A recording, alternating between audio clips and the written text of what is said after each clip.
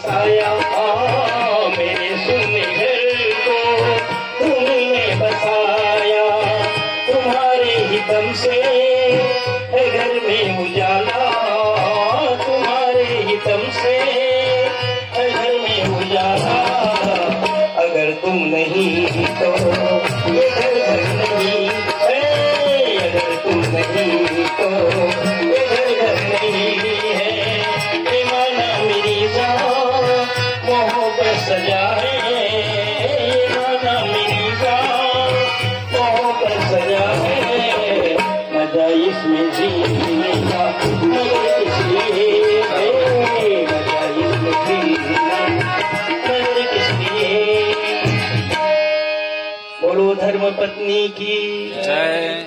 अच्छा, पत्नी की जय सबको ही बोल दिए, पर धर्म पत्नी की जय बुलाने वाले कोई नहीं है। बताइए जरा, कितनी अनोखी बात है। पत्नी की जय सब बुलाते हैं, लेकिन धर्म पत्नी की जय, लेकिन जो धर्म पत्नी की जय बुलाए ना, जीत किसकी होती है? जीत उसकी होती है जो धर्म पत्नी की जय बोले। और धर्म पत्नी वो जो पति को धर्म पूर्वक सलाह दे। तो तुलसीदास जी को धर्म पत्नी ने कैसे सलाह दिया? यूं तो जिंदगी में जब तलक है, जिंदगी फुर्सत नहीं है काम से, और कुछ समय ऐसा निकालो कि प्रेम करो राम से। पतिदेव मेरे प्रेम में क्या मरते हो, राम से प्रेम करो। बस इतना बात सुने तो तुलसीदास जी बैरागी बन के निकल गए, और इतने बड़े संत हुए कि वो रामचरितमानस लिख लिए। पत्नी का भी क्षण मात्र यदि संग मिल गया, धर्म पत्नी का क्षण मात्र संग मिला उसको, ज्यादा समय तक तो गृहस्थ का संग मिला था, लेकिन थोड़ी समय सत्संग मिला और क्षण मात्र में उसका जीवन बदल गया। क्षणार्धे न तुल्ये न पी न स्वर्ग न पुनर्भोम। उस क्षण की गिनती यदि किया जाए तो स्वर्ग का सुख भी उसके सामने में बेकार है। तात स्वर्ग अपवर्ग सुख धरई तुला एक अंग, और तूल न ताही सकल मिली जो सुख लो सत्संग। क्षण मात्र भी सत्संग हो जाए तो जीवन में परिवर्तन आ जाता है। एक बार ऐसे ही सत्संग होता था रोज रात में। पत्नी बिचारी धर्म पत्नी थी, तो धर्म पूर्वक सत्संग सुनने के लिए जाती थी, और धर्म पत्नी होने के नाते अपने पति को रोज बताती है, आज इतना अच्छा लगा सत्संग, एक आध दिन आप भी चलिए। अरे जाओ जाओ, नींद बर्बाद करने के लिए तुम ही जाओ, मैं नहीं जाऊंगा। और वो जा भी नहीं किया। ऐसे तैसे कार्यक्रम एक दो दिन बचा था। पत्नी ने ज्यादा जिद किया कि आज तो कम से कम आप जाइए, थोड़ा सा सत्संग कीजिए। तो बार बार कहती करके उसके मन रखने के लिए वो चला गया। और जिस समय सत्संग में गए ना उसका पति, उस समय कथा शुरू नहीं हुआ था। मंच में आके पंडित जी बैठे बैठे और लोग आ रहे थे सुनने के लिए। उन लोगों का स्वागत करते हुए उसने कहा, आइए आइए बैठिए। ऐसे लोग आए तो मैंने कहा ना, उधर खुला हवा पड़ेगा, ठंडा लगेगा, तो इधर आ जाइए करके। तो ऐसा पंडित जी महात्मा जी बैठे थे, वो कहे कि आइए आइए बैठिए। पूरा सत्संग हो गया। बाद में कुछ हल्ला हुआ। प्रसाद वितरण के समय पति तो आते ही ऊँघ गया, बस इतना सुन पाया, आइए आइए बैठिए। उसके बाद में उसका नींद लग गया, आंख लग गई, सो गया। और जब हल्ला हुआ, प्रसाद लेके सब जाने लगे ना, तब अचानक नींद खुला। तो उस समय पंडित जी कह रहे थे, जाइए जाइए, कल समय पर फिर आइए। जाने वालों को विदा कर रहे थे पंडित जी। और इसके बाद में प्रसाद लिए घर आ गए। पति पत्नी दोनों बैठे एक स्थान में। तो पत्नी ने कहा, कितना अच्छा लगा आज का कथा, बहुत बढ़िया था ना।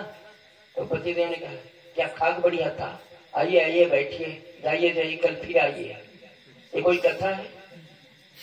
और बेचारा उतना ही तो सुना था, इससे तो ज्यादा सुना नहीं था। इसलिए कहा क्या खाक बढ़िया है, रोज रोज आके मेरे सामने प्रशंसा करती रही। महात्मा बड़े पहुंचे हुए, अच्छे बताते हैं, अच्छे बताते हैं। क्या अच्छे बताते हैं, बस आइए आइए बैठिए, जाइए जाइए कल फिर आइए। इतने में तुमको कितना आनंद आता है मेरे को समझ नहीं आता। तो पत्नी बेचारी समझ गई कि ये तो गए, और जाके घूमते रहे वहां जाके, बस इतना ही सुने हैं। फिर भी पत्नी धर्म पत्नी थी, इसलिए समझा के कहा कि सत्संग में गए थे तो महापुरुषों के मुखारविंद से निकला हुआ एक एक शब्द जो है वो अनमोल होता है। इतनी समझदार थी बेचारी। महापुरुषों का हुआ एक एक शब्द जो है अनमोल होता है, इसलिए जितना सुन लिए पतिदेव उतने को ही चिंतन कीजिए, उतने का ही स्मरण कीजिए, आपका कल्याण हो जाएगा। तो पतिदेव व्यंग पूर्वक हंस दिए, बोले कि अच्छा अच्छा, अब मैं रात दिन इसी को जपूंगा माला में, आइए आइए बैठिए, जाइए जाइए कल फिर आइए, तो मेरा कल्याण हो जाएगा। अरे जो तेरी बात माने ना वो तो सूखे कुएं में डूब के मर जाएगा, बिना पानी के तालाब में मर जाएगा। वो दुनिया भर के व्यंग वचन सुना दिया। खाए पिए सो गए, रात में आराम किए, आधी रात को नींद खुल गया तो पत्नी की बात याद आ गया। कितनी भोली भाली है मेरी पत्नी, ऐसे लोगों को ही महाराज लोग ठगते हैं। वो जाग करके अपने ये स्मरण कर रहा है, कितनी भोली है मेरी पत्नी, और इसी लोगों को ये महाराज लोग भी ना बड़े लोभी लालची होते हैं, ऐसे लोग आके इनको ठगते हैं। अब इनकी मैं बात मान के कहूं आइए आइए बैठिए, निकल गया अचानक मुंह से आइए आइए बैठिए करके। उसी समय दो चोर लोग चोरी करने के लिए उनके घर में घुस गए थे। अब जब वो चोर लोग सुने ना आइए आइए बैठिए, तो आपस में बोले कि अरे हम आए, उनको तो जान गए, ये अभी जग रहे हैं, चलो भागो। अब जाने लगे ना तो उसके मुंह से निकल गया जाइए जाइए कल फिर आइए। तब चोर लोग सोचे कि अरे तो बात नहीं बन गई, तो पहचान गए, इनके चरण में जाके गिरिए, क्षमा मांगिए तब बनेगा। दोनों को आए और दौड़ करके गिर गए और क्षमा मांगने लगे, हमें क्षमा कीजिए क्षमा। अरे क्या हुआ, आधी रात को क्यों आए हो? अब जिस काम से आए थे उसको तो आप जानते, आपको ज्यादा क्या बताना। अरे क्या ज्यादा बताना बोल रहे हो, क्यों आए हो बताओ, क्यों मेरे पांव गिर पड़े हो भाई, क्यों क्षमा मांग रहे हो करके। तो कहा कि भाई सब आप जानते हैं, कुछ बताना नहीं पड़ेगा, बस हमें क्षमा कीजिए।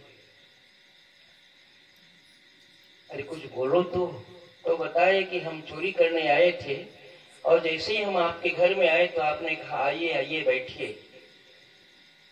चोर का भी आप स्वागत कर रहे थे व्यंग पूर्वक, हमें लगा कि आपने देख लिया, अब देख रहे हैं तो चलो जाएंगे करके वापस होने लगे तो आपने कहा कि जाइए जाइए कल फिर आइए।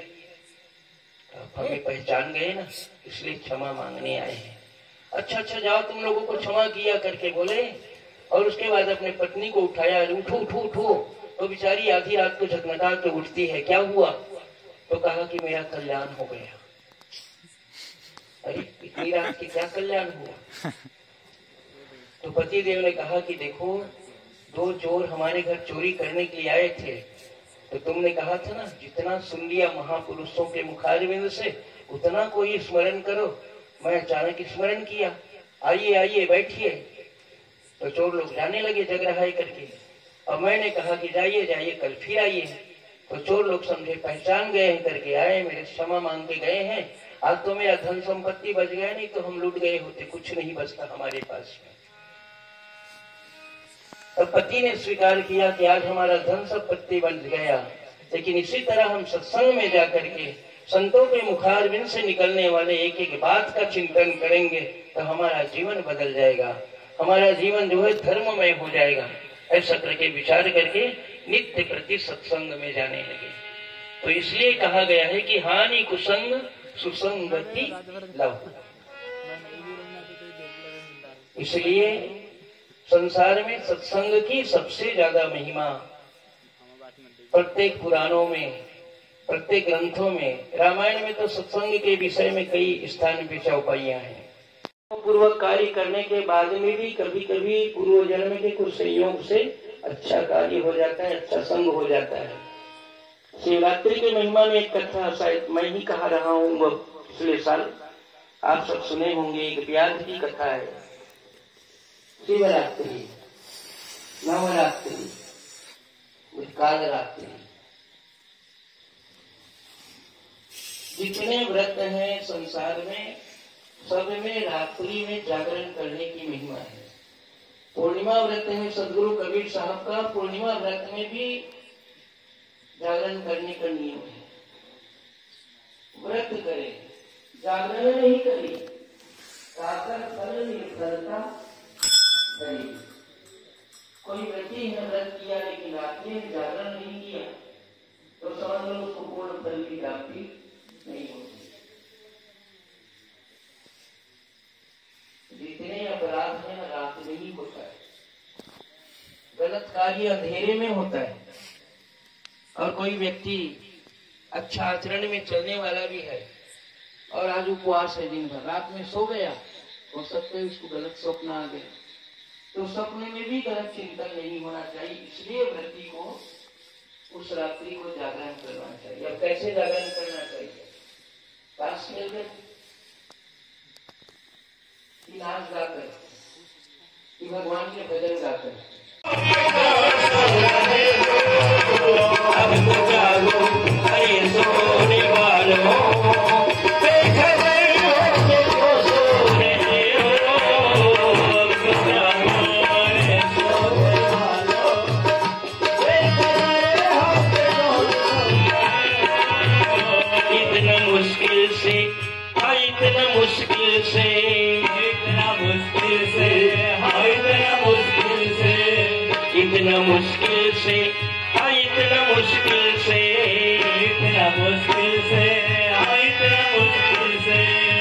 इतना मुश्किल से नर्तन को पाया, क्यों मिठा में इसे खो रहे हो। अब तो जागो अरे सोने वालों,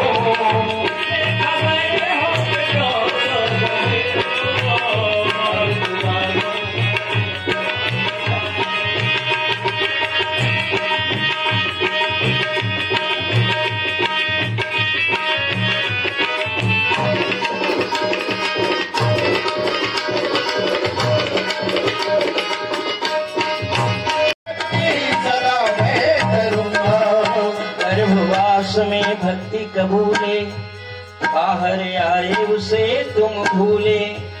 अब पूर्ण करो अपना कौल, सत्य नाम सत्य नाम सत्य काम बोल। गर्भ में कौन तुमसे कहा था, तेरी भक्ति सदा ही करूँगा।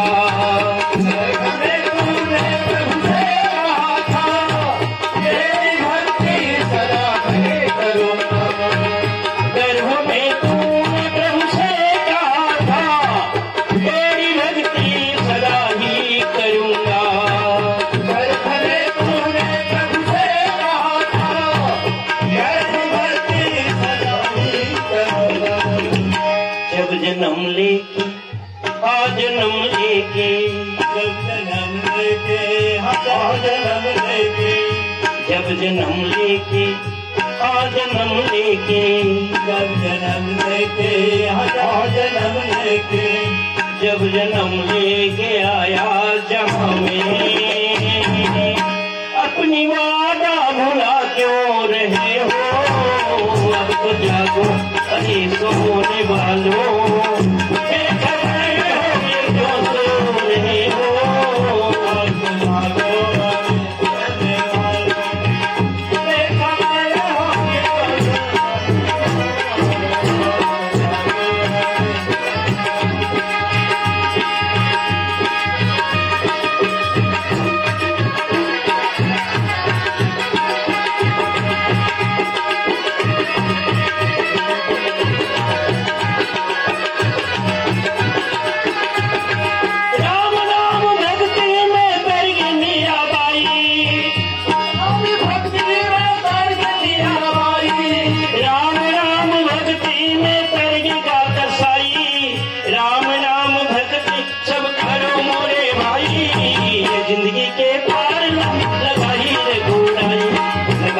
रघुराई, ये जिंदगी के पार लगाई रघुराई, लगाई रघुराई, पार लगाई रघुराई,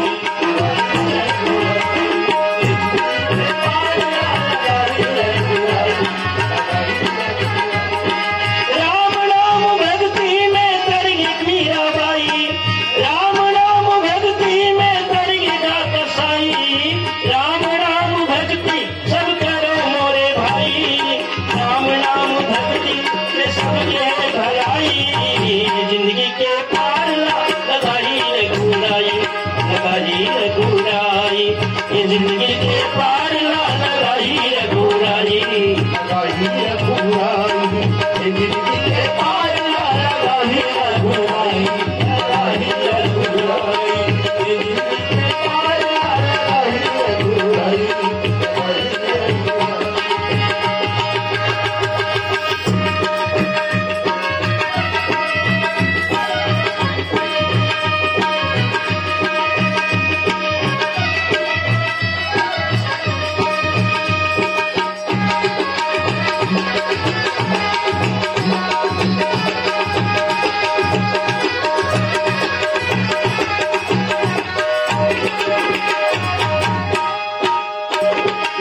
श्री रामचंद्र की जय। तो सब शास्त्रों का एक ही कथन कि मनुष्य जो इतना बढ़िया गीत है, जो वादा किया वो गीत भी कह रहा है कि जो गर्भ के भीतर वादा करके आए हो उसको निभाओ। तो आदमी निभाता नहीं है, लेकिन गाना गाना तो बढ़िया लगता है। वादा न तोड़, दो वादा न तोड़, कितना बढ़िया है। इसके बदले ये कहना चाहिए, सत्य नाम बोल, सत्य नाम बोल, सत्य नाम बोल, सत्य नाम बोल, सत्य नाम बोल, तेरी उमरिया ऐसे माया में न डोल, सत्य नाम बोल, सत्य नाम बोल, सत्य नाम बोल,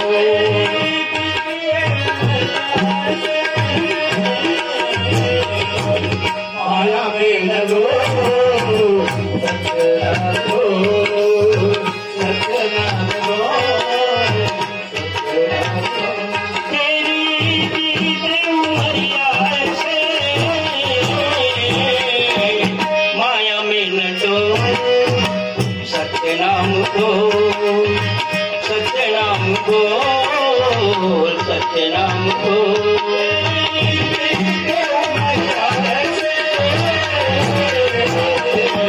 माया में न डोल, सत्य नाम बोल, सत्य नाम बोल, सत्य नाम बोल।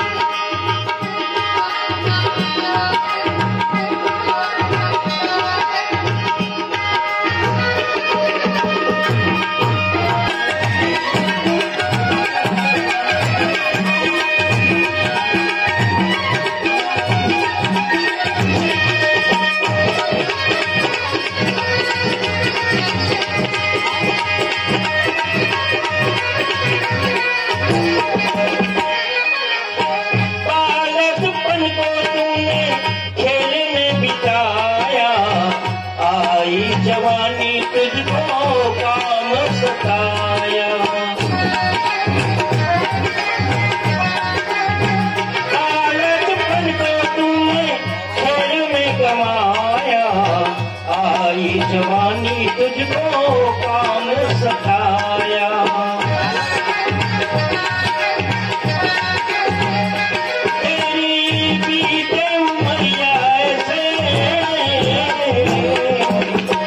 माया में न डोल, सत्य नाम बोल, सत्य नाम बोल, सत्य नाम बोल,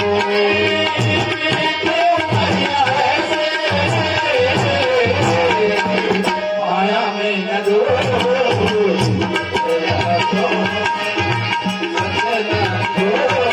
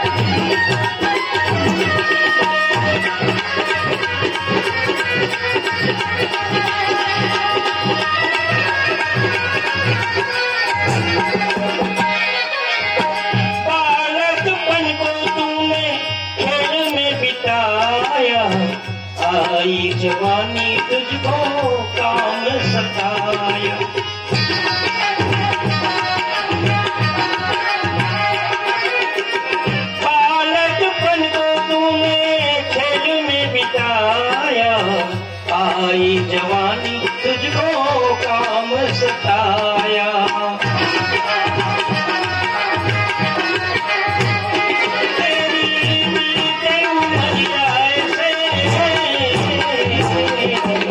माया में न दो सत्य नाम को, सत्य नाम को, सत्य नाम को।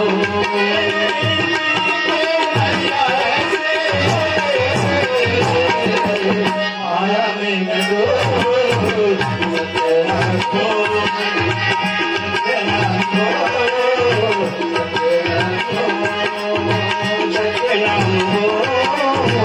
सत्य नाम को, सत्य नाम को, सत्य नाम को, सत्य नाम को। उमापति महादेव की। बस आप लोग चुप रहिए, है ना। उमापति महादेव की। थोड़ा धीरे से ले बोलाते हैं आप लोग, है ना। कहना पड़ेगा। यहाँ से हम अपने गांव में जाएंगे ना तो आप लोगों की निंदा करेंगे। ये बड़े विचित्र है भाई, वहाँ के गांव वाले, पाथरी गांव वाले जय बोलना ही नहीं चाहते थे। ऐसा कहेंगे, अच्छा रहेगा। चलो बोलिए जोर से। उमापति महादेव की जय। तो अधिकांश अपराध जो है कब होता है? अंधेरे में। रात में अपराध होता है ज्यादा, दिन में बहुत कम होता है। जो महापापी रहते होंगे ना, वो लोग दिन में अपराध करते हैं, लेकिन सामान्य व्यक्ति भी रात में कुछ न कुछ गलत कार्य कर बैठते हैं। इसलिए व्रत के दिन सपना में भी गलत कार्य न हो, इसलिए रात्रि में जागना विशेष हितकर है। तो रात में जागना चाहिए। शिवरात्रि जो है वो जागने का है।